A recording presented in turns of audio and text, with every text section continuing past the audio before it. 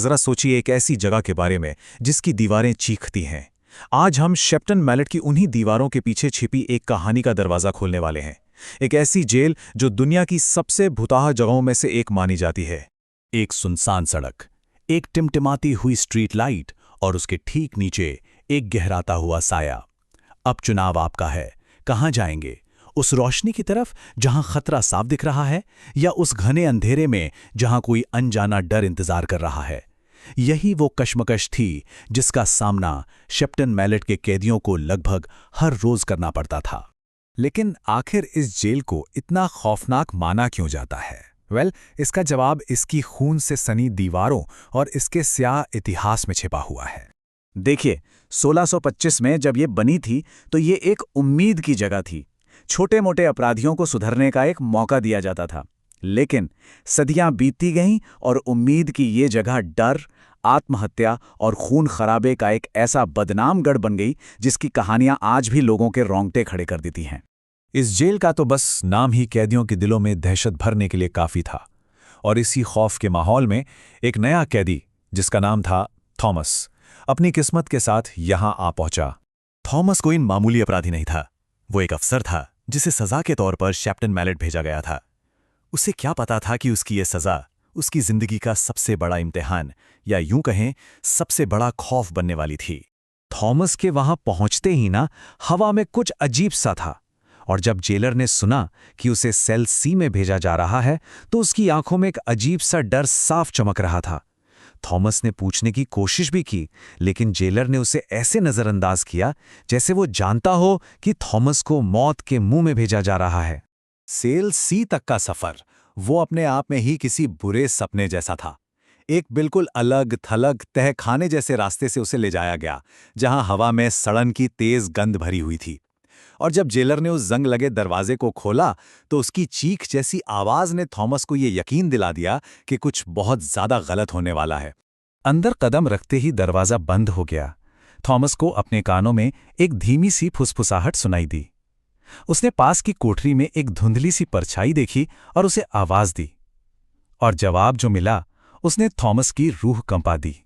उस कैदी का बिल्ला नंबर था 44। यही वो पल था जब थॉमस के पैरों तले जमीन खिसक गई। सामने वाले कैदी ने धीरे से कहा, सिर्फ तुम और मैं नहीं, इस ब्लॉक का हर कैदी कैदी नंबर 44 है।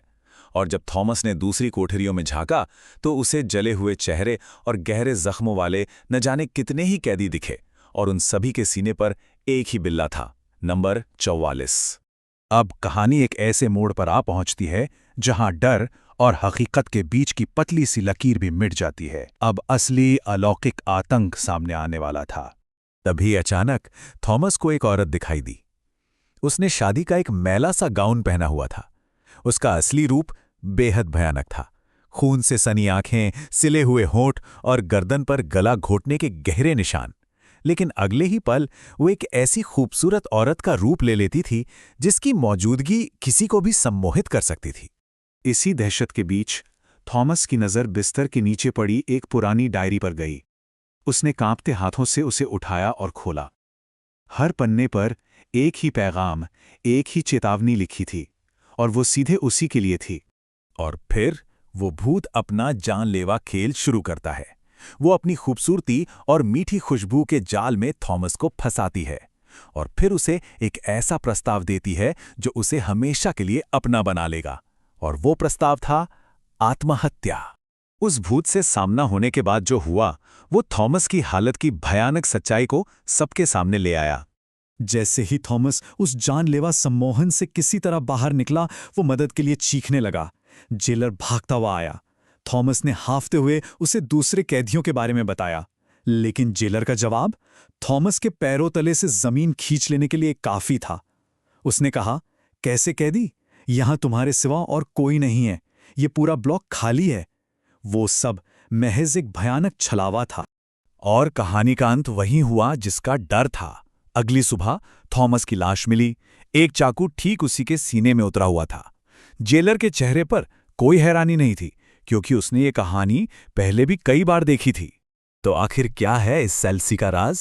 ये भुताहा घटनाएं क्यों होती हैं, और कौन है ये असली कैदी 44? कहते हैं कि ये भूत एक दुल्हन का है जिसे उसके शादी के जोड़े में ही गिरफ्तार कर लिया गया था। और हाँ, उसका बिल्ला नंबर भी 44 था। अपनी सजा के डर से उसने सेल सी में ही आत्महत्या कर ली और तब से उसकी आत्मा वहीं भटक रही है और हर उस कैदी को अपना शिकार बनाती है जिसे 44 नंबर दिया जाता है। आज शेप्टन मैलेट जेल कैदियों के लिए तो हमेशा के लिए बंद हो चुकी है, लेकिन यह अब एक टूरिस्ट स्पॉट बन गई है जहां लोग पैरानॉर्मल तजुर्बों के लिए आते हैं। और हाँ, सेल सी आज भी वहां की सबसे ज्यादा भूता जगह मानी जाती है। विजिटर्स आज भी वहां अजीब ठंडक और फुसफुसाहट महसूस करने का दावा करते हैं, और शायद इसीलिए रात में वहां जाने की सख्त मनाही है।